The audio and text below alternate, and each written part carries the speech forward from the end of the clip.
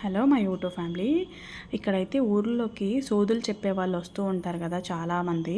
So మామూలుగా అయితే నేను ఊరు వెళ్ళినప్పుడల్లా ఇలా సోది అడుగుతూ ఉంటాము. మొన్న మా అత్తయ్య పిలిచారనమాట, ఒక అమ్మాయి సోదమ్మాయి వస్తే. సో సోదిలోకి అయితే అమ్మ అలాగే నాగమయ్య స్వామి వచ్చారు. మనకి ఏదైనా మంచి కానీ చెడు కానీ జరుగుతుంది అంటే ఇలా సోది అడిగినప్పుడు ఏదో ఒక విధంగా మనకు చెప్తారు, చనిపోయిన మన పెద్దలు వచ్చి.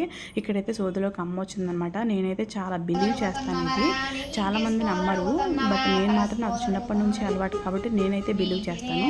ఇక్కడైతే అమ్మ వచ్చింది. అమ్మ ఎలా అయితే చనిపోయిందో అదంతా కూడా క్లియర్గా చెప్పింది అనమాట ఆ సోదమ్మాయి. నేను మాట్లాడుతూనే ఆ అమ్మాయి మాటలు కూడా మీకు వినిపిస్తాను, వినండి.